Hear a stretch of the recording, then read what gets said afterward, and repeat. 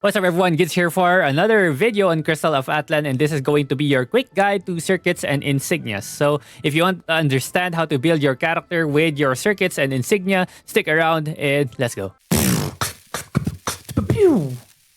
First up, before we start building our character, you have to understand a few things here. First one is how important elemental damage is, because it seems like a really good damage multiplier. If you haven't watched my previous video, go watch that. There's a lot of information in there.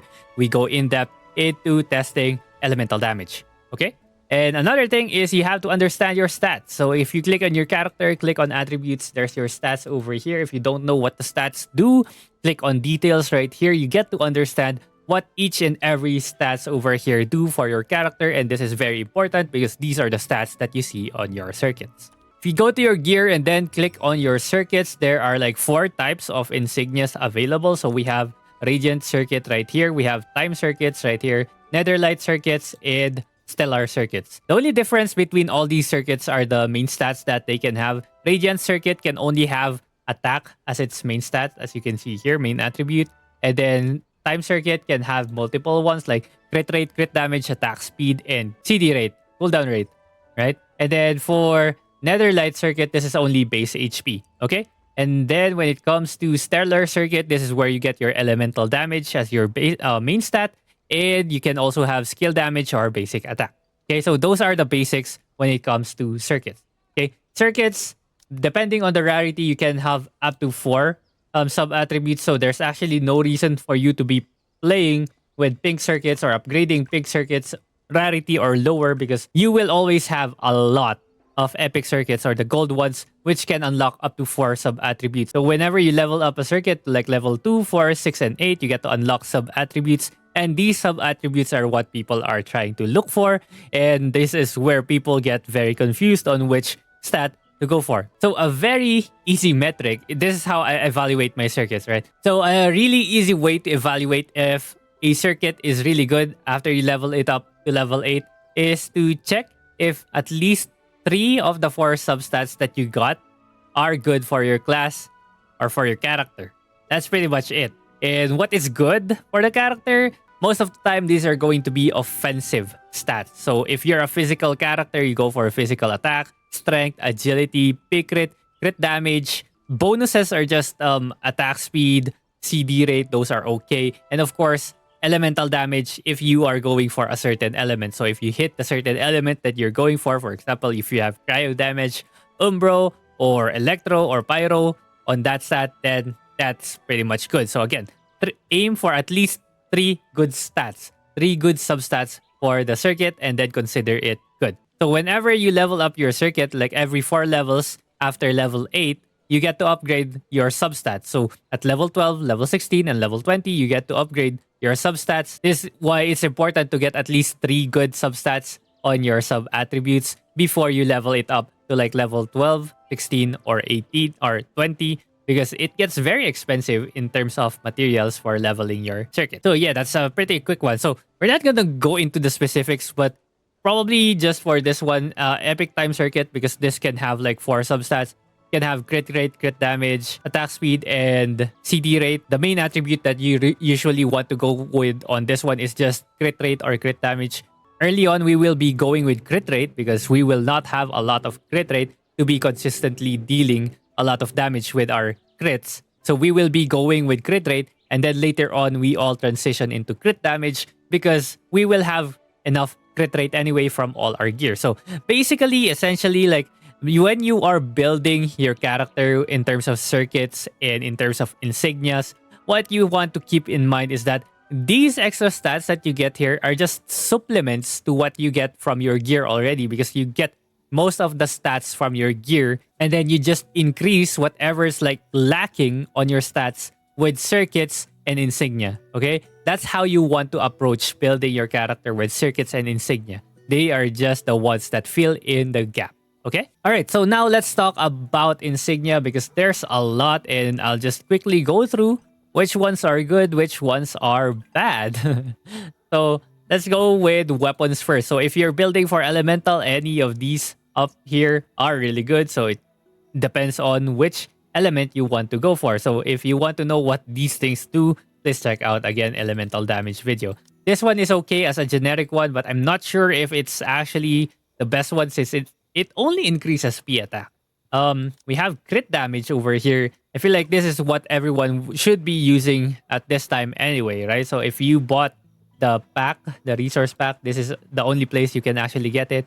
This is a pretty good one. This one is an okay one before you get a Barbino one, but again, in the end game, like you want to have like an element anyway, so maybe pick one out of these four right here for your weapon. Or if you don't want any of these insignias right here, you can just consume food, right? So that's an okay way to get elemental damage as well. Moving on to helmet, like all these things right here, up here, are pretty good. But again, I mentioned crit rate is good early game or early on in the game. But the later we progress, the less effective it becomes because we get a lot of crit rate anyway from our gear. So the best one for sure here is going to be the king. The king one right here, or this one right here, the guard. Okay? But if you don't have access to the Hex Chest Insignia, you can just go with Andre for elemental damage. And then you can go for Kernos over here for just straight up damage. Okay? Again, Insignias are just supplements. Build them based on what you are lacking. If you are lacking elemental attribute enhancement, then go for Andre. If you're lacking damage, go for this one. Or if you are lacking crit rate and crit damage, go for these things right here. Next, we have Breastplate. This one is a really good one, Void Blade Matron. So you get this from Voidness, so Voidness Insignia. And then we have skill damage, pretty decent attack speed as well. Usually attack speed also increases casting speed. So it's just basic attack speed and casting speed. So it's really good on a lot of characters as well, especially like the Magiblade who likes a lot of attack speed. You also have the Bounty Hunter, which likes a lot of attack speed. So yeah, those are good ones. And then we have the best one for attributes right here. So attributes and CD rate, a really, really good one. And then of course, just straight up crit damage. Again, very good. So you just want to balance out your elemental damage with your crit damage. So you want to be increasing them both at the same time, not just stacking one over the other. Okay? For the pink ones, there are pretty decent ones here, like this thing, skill damage, if you don't have access to the yellow ones, right? But this is the only real one right here. But this one's very expensive though. So yeah, you don't want to get defensive stats for insignias. You never need more defensive stats at all. Okay? Next for pants, it's only Goramos here. Don't even want to look at the other ones. This one has potential, right? For basic attack, but probably for Bounty Hunter. Bounty Hunter and Berserker, maybe. That's good, right? Or maybe even Fighters. And then for the gloves, again, we have the Hex Chest stuff in here. So crit rate, crit damage, always really good. And then attribute enhancement, always really good. This one, again, very low rank. So, or less priority right here for the crit rate. And then skill damage and attack speed. So your choices are these three right here. You can also get the elemental ones over here. But if you're going for elemental, of course, best in slot is always going to be Ophelia right here. Next for the shoes, Blade Matron. Easy, right? But you can also, again, go for elemental ones right here. So we have Electro and Umbro. This thing is okay, but not really the best. But this one's okay if you have it, right? It's okay. This one, you definitely never go for this one. It's only specific for Otherworld, right? Necklace is just elemental or crit damage. So those are your options. So this is elemental, or crit damage. You're going for these elemental damages. Again, the technique with elemental damage is just you stack one. Okay, you just stack one. Next for the bracers, it's the same thing. It's just elemental, or crit damage. Again, if you need elemental, you take elemental. If not, take the crit damage. Next for the ring, this is just attribute enhancement or straight up just damage. Those are your two choices here. This thing is meh. Resonance, you only get like a window for this one, whereas this one is always up. The damage increase is always up. This one's always up as well. So you don't need to activate Resonance for you to get the bonus damage. Next thing is for Seal. Goramos, again, damage bonus and then skill up. Basic attack is okay for certain classes again. But yeah, most of the time you want to go for Goramos over here for it being more general for everything else. Okay.